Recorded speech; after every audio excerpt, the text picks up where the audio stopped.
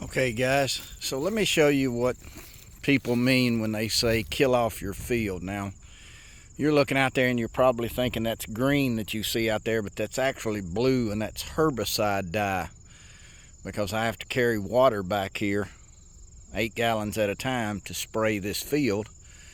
So I keep up with where I spray by using herbicide dye. So this is what it should look like when it's dead. And if you do this correctly, then you'll have good soil to seed contact. And here you can see what the field used to look like versus dead. Now the other thing I do is, you can see here where I've gone around the plot with the tiller. Now what this does is this allows me to spread radishes and turnips around the plot, and I put a few little turnips, probably less than a half a pound, inside the plot itself. But what I don't do is cover up the clover with turnips. So this will give me an edge, a clear and decisive edge, so the deer come out right by that rope. So that's a hemp rope, and they come out right under that rope, and then they make their way into the plot. And so this way they're forced to basically stay inside this square. And of course we have our 6-shooter blind here. So on average we take around a 25-yard shot from right here. So at 25 yards, that's about where that white marker is. I use those markers because the deer get used to them and it doesn't bother them. And so that's about a 25-yard shot from here.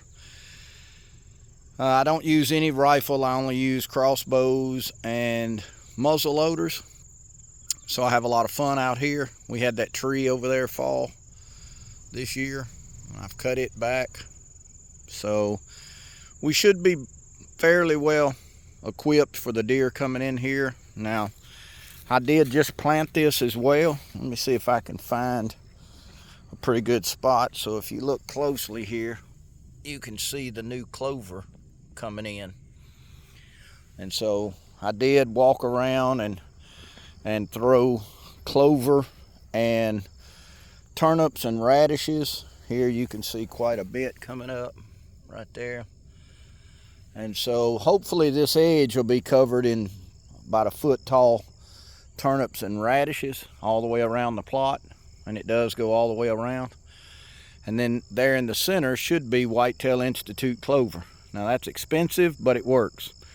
So hopefully we're going to come back and check this in about a week. We got rain over the weekend quite a bit, probably an inch. So that helped this clover explode. We fertilized it with 100 pounds of 0-20-20 as well as 100 pounds of 0-0-64 urea. So that should help this seed get off and running. And if it does, then we'll be in business. If next week I come back and for some reason the clover's not growing inside the clover patch, then we will add more clover. All right, guys, that's how you kill your food plot off. And that's how you get good soil to seed contact. Get out there and food plot.